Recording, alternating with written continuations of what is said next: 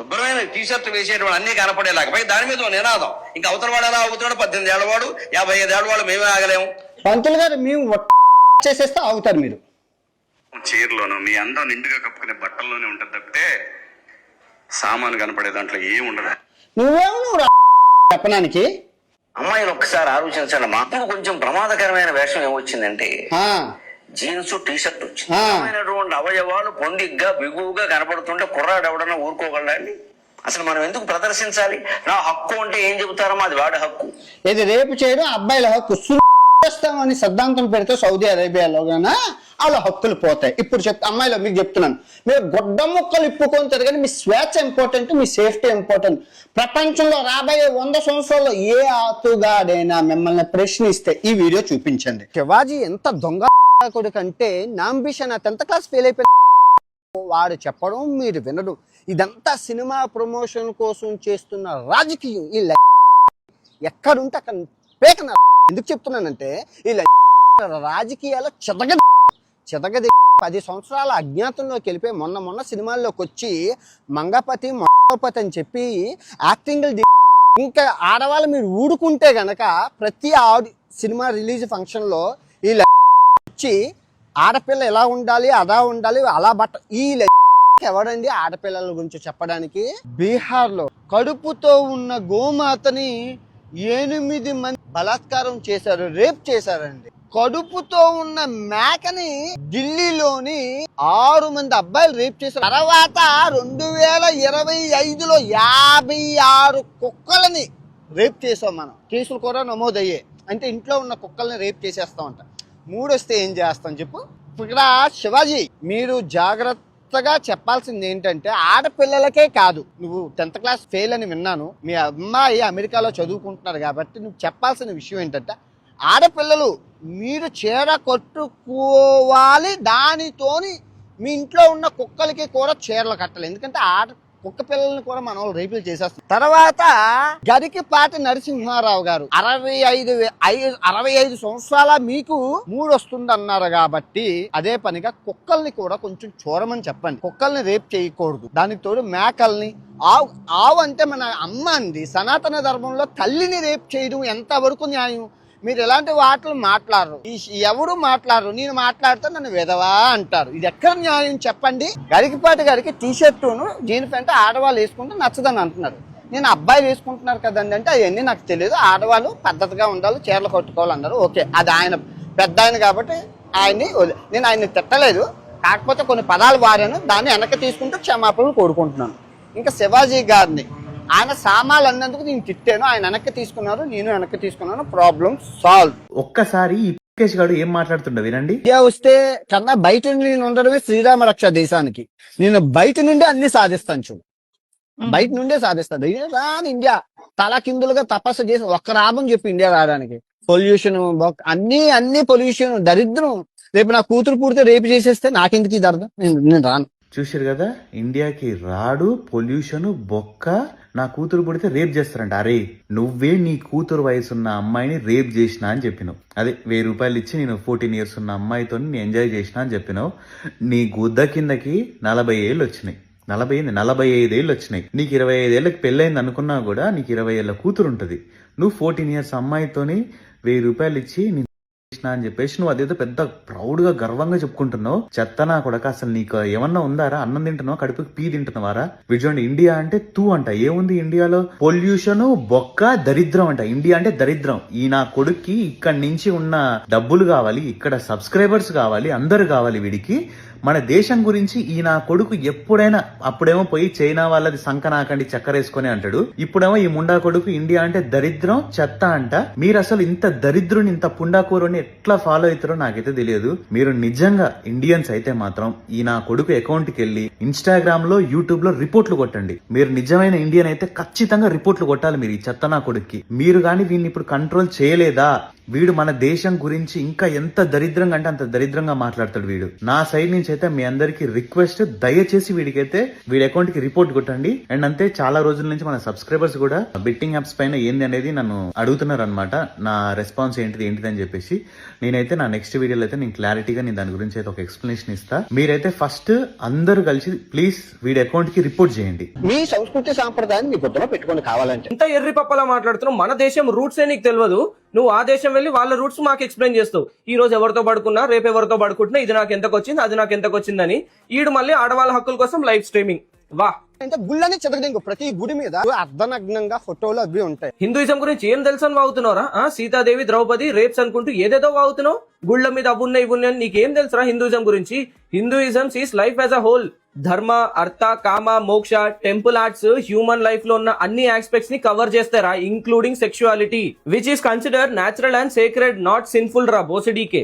చీరలు కొట్టుకుంటే ఏ లెంజా కొడుకురా సినిమా చూస్తారు? అరే సీతారామం లాంటి మంచి సినిమాలు హిట్ అవ్వలేదారా? Half knowledge guys. వీడు డబ్బులు తక్కువ అవుతాయి ఇలాంటి స్టంట్లు వేస్తుంటాడు. బెట్టింగ్ లో అందరు సపోర్ట్ చేశారని చెప్పి, ఆడవాళ్ళ హక్కుల కోసం అని చెప్పి కొత్త డ్రామా స్టార్ట్ చేశాడు. లిటరలీ మన ఇళ్లలో 100 లో 90 మెంబర్స్ పద్ధతిగానే ఉంటుంది. వీడి పతనం ఇక్కడి నుంచే స్టార్ట్ అయింది. వీడిని ఏ కంపెనీ చెప్తో కొట్టాలో కామెంట్ చేయండి. ఎఫ్ఐఆర్లు ఉంటే ఎందుకు ఇండియన్ పాస్పోర్ట్ రెన్యూ అవుతుంది? ఆ తర్వాత ఆడు కాన్ఫిడెంట్ గా ఇండియా రాను అంటున్నాడు. ఇండియా రాడాడు, వెరీ గుడ్. కానీ ఆడి టోపీని పట్టుకొని ఈడ్చుకొని ఇండియాకి రావాలి. ఎందుకు రాలేడు? సో నేను ఇక్కడ డిప్యూటీ సీఎం గారికి అభ్యర్థిస్తున్నా. మీరు అన్అపాలజెటిక్ సనాతన్ అని చెప్పారు. లడ్డు విషయంలో కల్తీ జరుగుండొచ్చు అన్నదానికే మీరు తిరుపతి మెట్లు కడిగి, తిరుపతి మెట్లు 2888 శ్రీవారి మెట్లో మీరు అలిపిరి మెట్లు ఎక్కారో ఏవెక్కారో నాకు తెలియదు. మొత్తానికి మెట్లన్నీ ఎక్కి మీరు స్వామికి ప్రాయశ్చిత్తం చేసుకున్నారు. మీరు అన్అపాలజెటిక్ సనాతన్ అన్నారు. ఇప్పుడు వీడు 120 కోట్ల మంది హిందువులు తల్లిగా ఆరాధించే సీతమ్మని ఇంత ఘోరంగా మాట్లాడితే డీసీఎం గారు మీరు తీసుకురాలేరా? క్రిస్టియన్ మతాన్ని హైలైట్ చేసి మిగిలిన అన్నింటినీ కూడా తగ్గడం ఎంత వాటికి కరెక్ట్? దీనివల్ల ఎన్ని నువ్వు పర్యావసనాలు ఎదుర్కోవాలో నువ్వే ముందు చూడు. మేము ఇప్పుకొని తిరగట్లాగా, మా గాలి తగలాలని మేము ఇప్పుకొని తిరగట్లాగా మేము వేసుకుంటున్నాగా. రేపులు ఎందుకు చేస్తారా? అరే ఇప్పుడు చూసి ఇదైపోతుంది, రగిలిపోయి ఉప్పు కారం తినేటు కూడా ఆగడు. దాన్ని ఏం చేయడు, ఆ హీరోయిన్స్ ఏం చేయలేడు, వాళ్ళు ఏం చేయలేడు. బయటకు వచ్చి చిన్న పాపల మీద అత్యాచారాలు చేస్తారా ఎర్రి హూకా.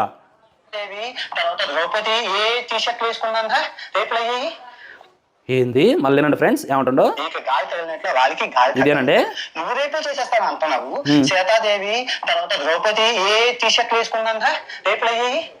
సీతాదేవి, ద్రౌపది దేవి రేపులు అయ్యాయా? ఏం మాట్లాడుతున్నావురా? చాలా వెళ్ళిపోయినవురా నా కొడక. నిన్న దేవుడు కూడా కాపాడలేడు. ఎంత పెద్ద మాట అన్నాడండి ఒకసారి. సీతాదేవి, ద్రౌపది దేవి ఏ టీ షర్ట్లు వేసుకున్నారని రేపులు అయినాయి అంటే వాళ్ళ మీద రేపులు అయినాయి అని నువ్వు ఏడ చదివిను? అరే రావణాసుడు అంత దూరం చేసిపోయి కూడా ఆమెను టచ్ చేయలేకపోయినరా. అదిరా సీతాదేవి. ఒక ఆడదాని పైటలాగినందుకు కురుక్షేత్రం జరిగి 100,000 మంది చంపేశారా. అదిరా వస్త్రానికి ఉన్నటువంటి విలువ. ఈ రోజు అదే వస్త్రాన్ని ఇప్పుకొని తిరుగుతుంటే అలా ఇప్పుకొని తిరుగుతామా అని చెప్పిండు శివాజీ గారు. ఎందుకు మరి ఆ రోజుల్లో ద్రౌపదీదేవి చీరలాగుతుంటే కృష్ణుడు వారు వెళ్ళి ఎందుకు శారీ ఇచ్చిండు? మరి ఈ రోజుల్లో వీళ్ళందరూ ఎందుకు ఇప్పుకొని తిరుగుతున్నారు?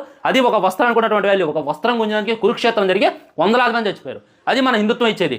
ఎలా వాగుతుందో చూడండి. సీతాదేవి, ద్రౌపదీదేవి ఏ టీ షర్ట్లు వేసుకున్నారని రేపులు అయ్యాయి అనేటటువంటి మాట అయితే వీడు మాట్లాడుతుండు. వీళ్ళ దేవుడు కూడా కాపాడలేడు. చాలా టచ్ చేసిండు, చాలా డెప్త్ వెళ్ళి చాలా అంటే చాలా నీచంగా వాగుతుండు.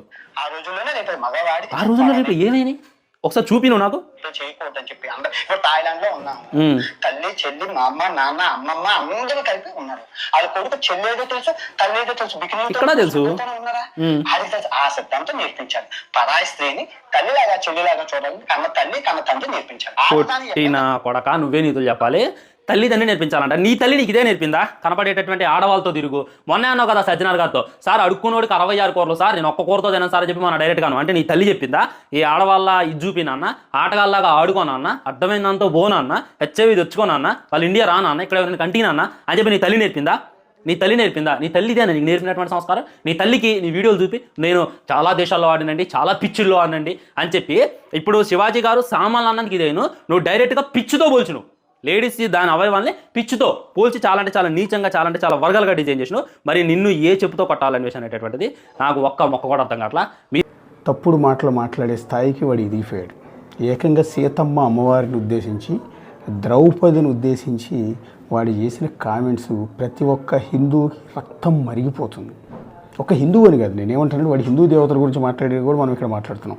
అది క్రిస్టియన్ కావచ్చు, ముస్లింల గురించి కావచ్చు, అల్లా గురించి కావచ్చు, జీసస్ గురించి కావచ్చు, ఇంకోటి గురించి, ఇంకెవరినైనా సరే అలా మాట్లాడటం అనేది తప్పు. ఇది అన్ని మతాల వాళ్ళు కూడా తప్పు పట్టాల్సిందే. ఇక్కడ వాడు ఏం మాట్లాడాడు అనేది ఒకసారి వినండి.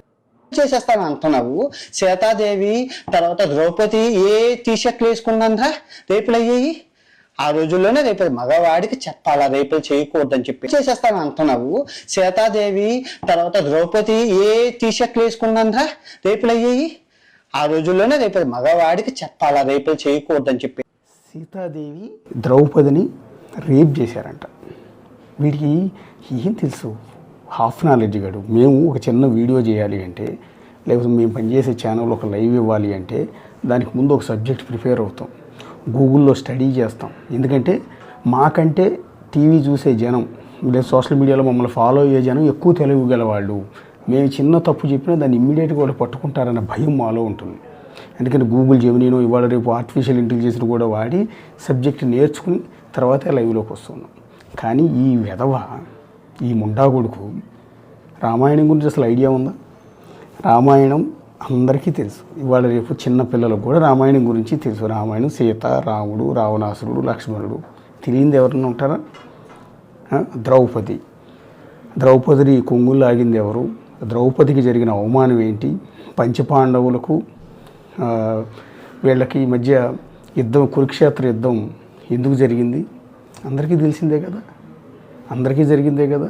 ఆ రోజు మయసభలో జరిగిన ఆమె నవ్వింది అని దుర్యోధనుడు ద్రౌపది మీద పగబట్టడం, ఆ తర్వాత జోదంలో ఓడిపోయే ధర్మరాజు ద్రౌపదిని దానిలో ఆటలో పెట్టడం, ఆ తర్వాత దుశ్శాసనుడు ఆమెను కొంగుబట్టుకు లాగటం, తద్వారా మీకు తెలిసింది అదంతా కురుక్షేత్ర యుద్ధం గురించి. ఇవన్నీ తెలియని వాళ్ళు ఎవరుండవు. మినిమం నాలెడ్జ్ అది. ఈ సెన్స్ కూడా తెలియదు వాడికి. ఇప్పుడు ద్రౌపది కొంగు దుశ్శాసనుడు లాగటం, ఆ తర్వాత కురుక్షేత్ర యుద్ధంలో దుర్యోధనుడు అతన్ని 100 మంది సోదరులు మొత్తం తెచ్చారు. సామ్రాజ్యం ఉనికే లేకుండా పోయింది వాడు చేసిన ఒక తప్పుడు పని వల్ల. అలాగే రామాయణంలో రావణాసురుడు సీతాదేవిని, వనవాసంలో ఉన్న సీతాదేవిని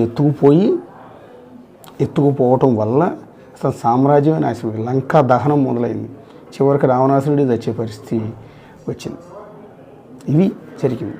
అలాంటి సీతని, ద్రౌపదిని అత్యాచారం చేశారా? ఎవరా నీకు చెప్పింది? ఏ రామాయణం చదివావు? ఎక్కడ చదివావు నువ్వు? ఏ భారతం చదివావు? భారతం గురించి, రామాయణం గురించి ఏమనే తెలుసా? ఈ లుచ్చ వెధ వచ్చి వాళ్ళ గురించి ఎంత దారుణమైన కామెంట్ చేస్తాడు.